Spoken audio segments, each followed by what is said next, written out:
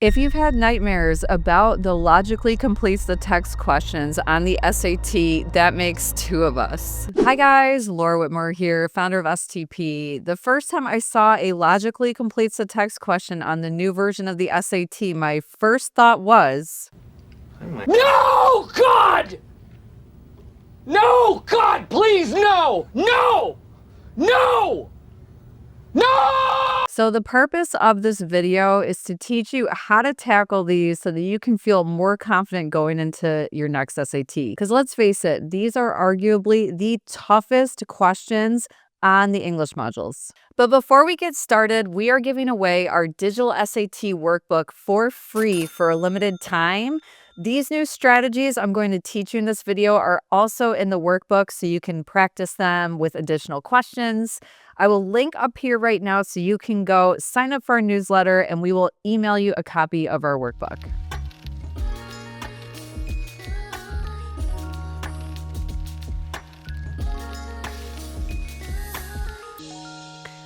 Okay, guys, the first thing I want to say about these logically completes the text, aka inference questions, is that I think you should save them for dead last. So I like to re-engineer the English modules to design them in the same way as the math modules to go from easiest to hardest. So I will jump to number 27 and work backwards, skipping numbers 15 or 14 to 12 or 11, depending on where these logically completes the text questions are.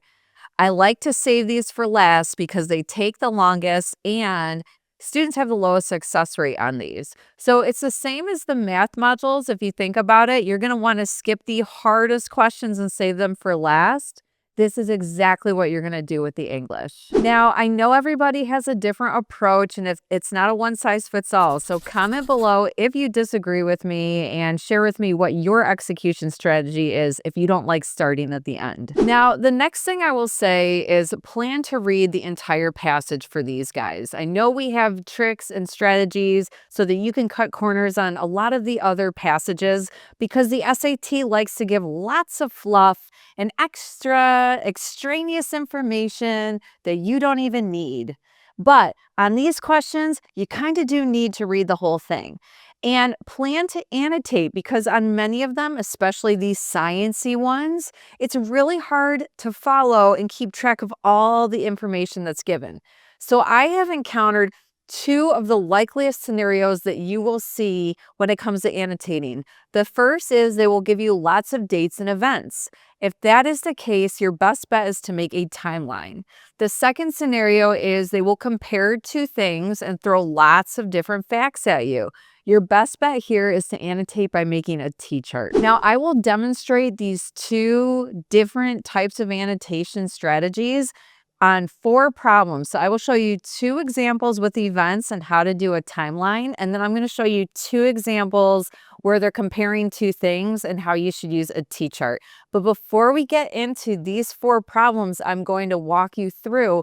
If you haven't subscribed to my channel yet, I don't know what you're waiting for. These videos are free, guys. I come out with them every week to help you master the SAT. So do something really good for yourself today. Smash the subscribe button and notification bell below. All right, let's take a look at this first question. Now, I will say all 4 questions I have chose are hard level difficulty. So they are going to be module 2 questions. This is where the rubber meets the road. This is where you guys are probably having a tough time. Let me walk you through this first one. All right, first things first, we're going to want to read the passage.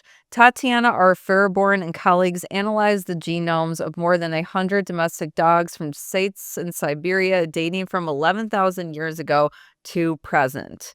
Okay, already I see dates. I see 11,000 years ago. I see present. I see 2,000 years ago. This is a great scenario to make a timeline. So what I'm going to do is I'm going to go ahead. I'm going to draw a timeline. I'm going to start with 11,000 years ago. So I'll do negative 11,000 and then up to present. Now, essentially, this study was in this range. So in this range right here, they're focused on a study that analyzed genomes of dogs in Siberia. Okay. They found that the dogs constituted a genetically isolated population of Arctic breeds until approximately 2,000 years ago. Okay, so there's a divider in this timeline. So I'm going to go ahead and I'm going to throw down a marker. This is an important marker. So about 2,000 years ago, what happened? Well, we have essentially this range right here, which said that they were isolated Arctic breeds. And then we have this side over here, which basically said that there was interbreeding with Near Eastern dogs. Now, I don't know what Near Eastern entails exactly, but you can just basically conclude from how it sounds that it's going to be a region outside of Siberia. Okay, and then it says, furthermore, beginning around 2,000 years ago, some sites contain artifacts consistent with a Near East origin, like glass beads, but the people show no evidence of having traveled extensively outside Siberia. Okay, so let's add that in. We'll put and evidence of Northeast artifacts. Okay, we'll put a little star there and we'll just say people in Siberia don't travel. Okay. From this, Furborn and colleagues concluded that around 2,000 years ago. Now, here's the thing. This is a common theme with timelines and dates, and this is something I want you guys to be aware of.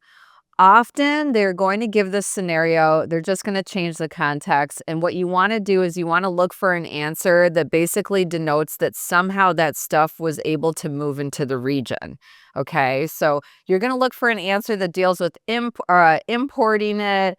There was people that came to Siberia, travel into Siberia, something of that nature to explain why the Northeast dogs and artifacts ended up coming into the region. So let's go through all the answer choices. We have dogs and artifacts like glass beads began to be transported from Near East to Siberia. That sounds good.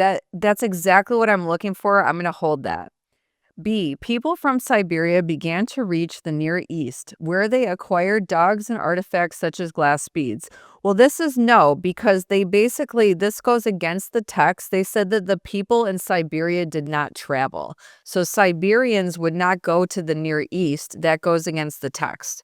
C says, glass beads and other artifacts from the Near East began to be exchanged for dogs from Siberia. Well, this doesn't explain why there's interbreeding with the dogs, so that's out. And then D says, dogs from the Near East began to be exchanged for glass beads and other artifacts from Siberia. No, because we have dogs and artifacts now in Siberia. It's not one or the other, so that's out. So A is the correct answer. Do you need to make a timeline for this one? Not necessarily, but I want you to just see, if you are going to annotate, how a timeline can help you keep track of dates so that it's easier for you to come up with a conclusion. But yeah, the common theme with the dates typically is something wasn't there, then something is there, what happened? And so you're going to want to pick an answer that logically explains how something could end up in a region that otherwise they didn't understand or was unexplainable. Now, to drive that point home, we're going to look at another example that also has the same exact theme as the last one. So we have ancestral Puebloans, the civilization from which present-day Pueblo tribes descended, emerged as early as 1500 BCE in an area of what is now the southwestern United States, and dispersed suddenly in the late 1200s CE, abandoning established villages with systems for farming crops and turkeys. Okay, just a quick heads up. Most of you probably know this, but BCE means before the Common Era, and then CE means Common Era. So I'm going to go ahead and I'm going to make a timeline here as my annotation. So in 1500 BCE, we have the ancestral Puebloans emerged. Okay, now the 1200 CE, so here's 0. We'll put 1200 CE here, and it's actually late 1200 CE.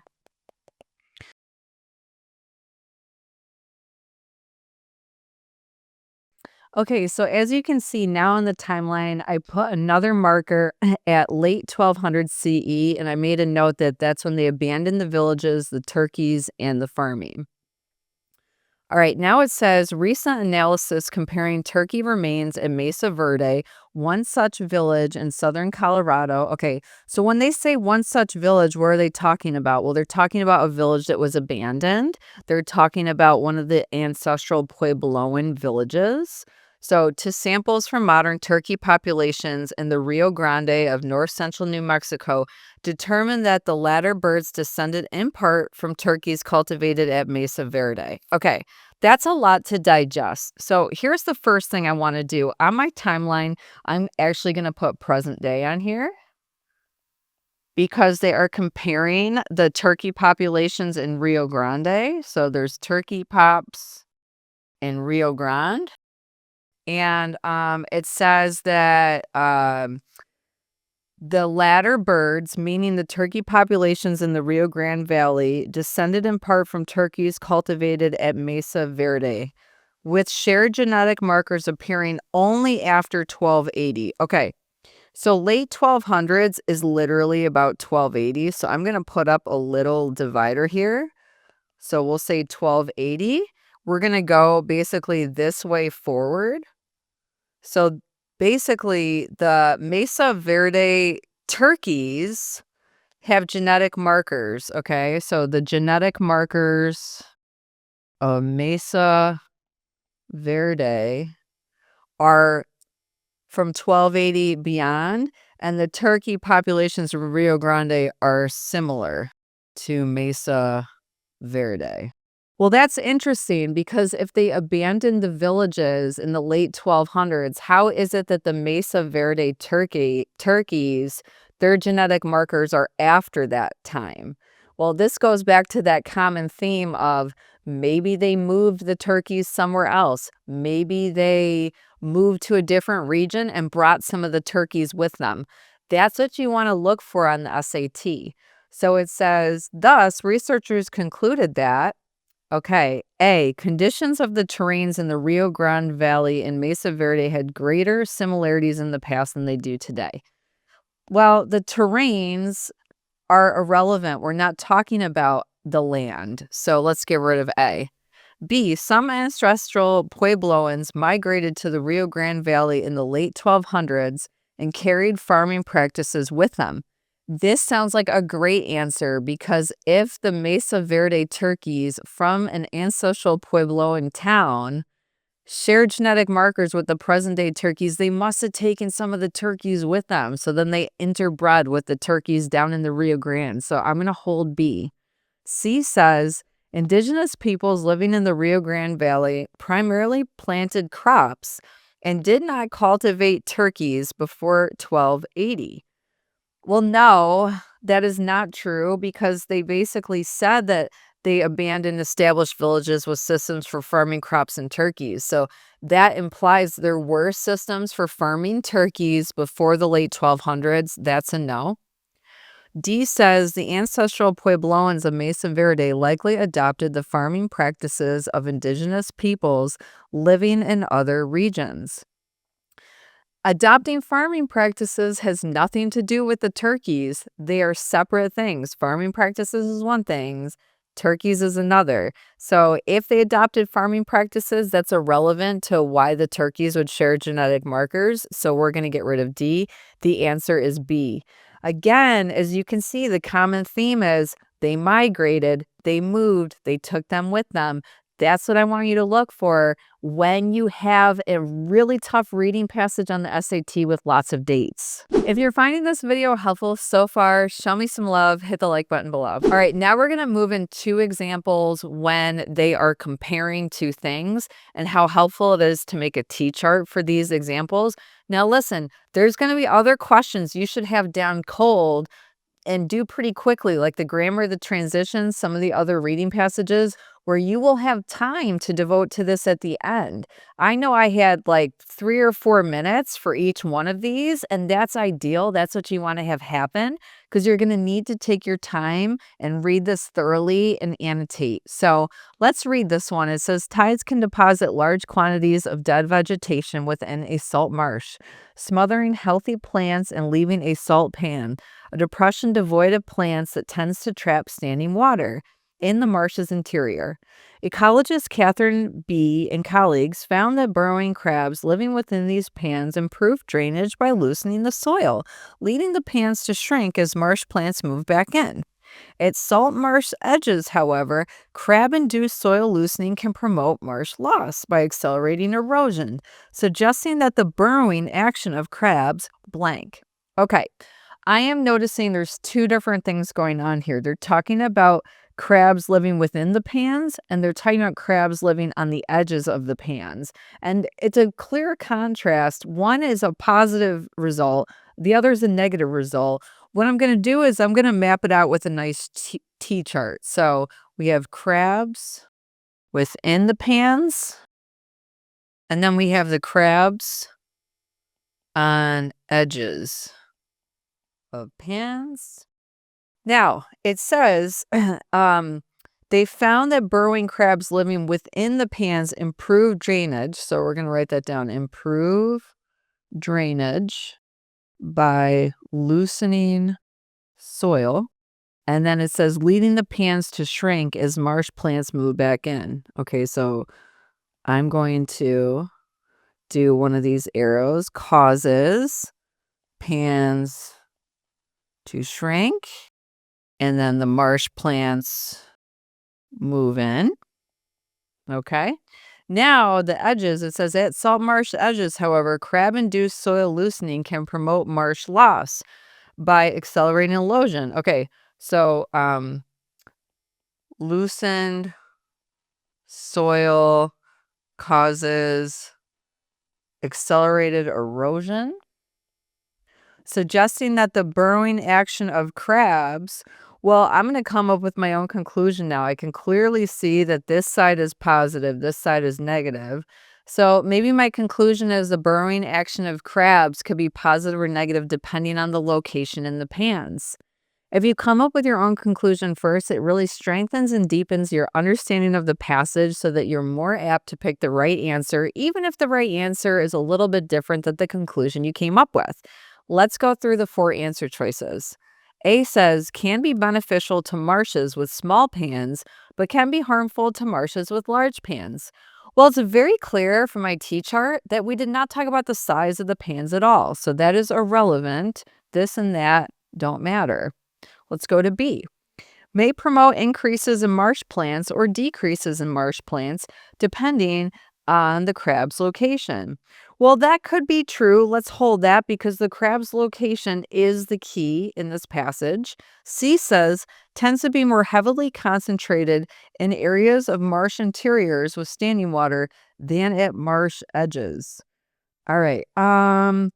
Let's see. So we do talk about the marsh interior, and then we do talk about the marsh edges. What are they talking about that tends to be more heavily concentrated? Crab-induced soil loosening. Oh, the burrowing action of crabs. Okay. Would this make sense that the burrowing action of crabs will be more in one place than the other? Are the crabs that smart to figure that out and say, oh, we're at the edge, we shouldn't burrow as much? That seems kind of unlikely to me because they didn't talk about concentration, and I just don't think the crabs are that smart. I'm going to get rid of C. D says, varies in intensity depending on the size of the pan relative to the size of the surrounding marsh. Again, intensity doesn't matter here and size doesn't matter here.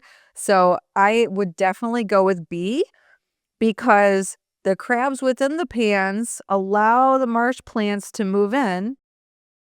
So we can conclude that if there's more erosion on the edges, then the marsh plants cannot move in. So use a T-chart, map out your information, and make sure you pick an answer choice that is relevant to the information given. The only thing that is relevant to the information given is B. All right, last one. This is another example where a T-chart is definitely appropriate. So we have Martikal and colleagues, 2010 Mediterranean Sea Biodiversity Census, reported approximately 17,000 species, nearly double the number reported in Carlo Bianchi and Carla Mori's 2000 census. Okay, I can already see we're going to be comparing two different studies. So I want to actually make a T-chart for that. So we have Call and colleagues, and then we have, and that was 2010, and then we have Bianchi and Mori, and that was 2000. So they said that beyond or Martikal, they had 17,000 species, which was double Bianchi and Mori's, so they had about 8,500 species. And then it says a difference only partly attributable to the description of new invertebrate species in the interim. So we're going to get all the reasons why they had more species. If they said a difference only partly attributable, that implies they're going to give us other reasons why they had so many more species. So the first reason was they discovered new invertebrate species. But what else happened? Let's find out. Another factor is that the morphological variability of microorganisms is poorly understood. Well, wow, this is a science term. And what's unfortunate about this passage, unlike other SAT passages, is typically when they introduce a science term, they will define it for us. They do not define this term in this passage. You have to do your best to determine what that means based on how it sounds. So if I was going to break down this word morphological, morph means to change. So when species morphs, it may change slightly. Maybe instead of polka dots, it has stripes. Maybe instead of brown eyes, it has blue. That's a morph. Variability is basically how different it is or how much it changes. So a microorganism may have morphological variability where there's two organisms from the same species, but they're slightly different. Kind of like me. I have two golden doodles, and one is black and one is white. They're both golden doodles, but they have slight morphological variability. So that is the other reason the morphological variability is poorly understood.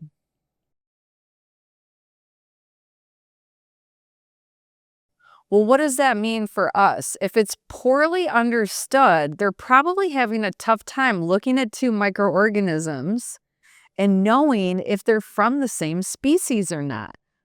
Is it a variation? Is it a new species? What's the morphological variability here? We don't know. We don't know the morphological variability. That's what's going on. So, creating uncertainty about how to evaluate microorganisms as a species. Exactly. Is this a species or is this not? Researchers' decisions on such matters therefore can be highly consequential. Indeed, the two censuses reported similar counts of vertebrate, plant, and algal species, suggesting that, okay, vertebrate, plant, and algal species weren't the issue. It's going to be the microorganisms. So I'm going to come up with a conclusion first. I think that these guys over here felt there was less microorganism species, like distinct species. They probably just thought there was more variability amongst the species, whereas these guys counted more unique species. That's why there's such a bigger number of species. They weren't able to say, oh, this is just morphological variability within the species. They're saying, oh, this is unique. Oh, this has stripes. This one's unique. That's what I think is going on. Let's go through the answer choices. So we have Call and colleagues reported a much higher number of species than Bianchi and Mori did, largely due to the inclusion of invertebrate species. Okay, I've talked about this in other videos. This is called an adverb of degree. That makes this entire answer choice wrong because the text said only partly due to the inclusion of invertebrate species. So that is incorrect. B says some differences observed in microorganisms may have been treated as variations within species by Bianchi and Mori, but treated as indicative of distinct species by Kahl and colleagues. That's exactly what I want. Let me just hold that. C says Bianchi and Mori may have been less sensitive to the degree. Okay, this comes up sometimes on the reading. What does it mean if they're less sensitive to morphological variation? If they're less sensitive to it, they aren't good about recognizing it. If they're more sensitive to it, they're more likely to notice it, they're more likely to pinpoint it, they're more likely to look for it. So less sensitive to the variation means that they would actually call them distinct species. They wouldn't say, hey, this is morphological variation. That answer is an opposite of what we need. So let's get rid of that. D says the absence of clarity regarding how to differentiate among species of microorganisms may have resulted in Kahl and colleagues underestimating the number of species. Well, we know for sure that that's wrong because if they have more species than the other study, they did not underestimate them. So the answer is B. All right, guys, that's it for my walkthrough of 4 problems for how to tackle the hardest SAT English questions. If you found this video helpful and you want more from me on this, I have an entire lesson devoted to logically completes the text questions in my SAT English self-paced course. I'm actually giving my YouTube viewers a special discount on the course right now for a limited time. So if you use the promo code 50 off at checkout, you will get $50 off the course. I will put the link up here and down in the description below. Go get that today and become an SAT English master. All right, guys, that's it for now. If you made it all the way to the end of this video, put in the comments below inference questions with a bomb emoji because you are about to blow these up. Until next time, guys, happy prepping.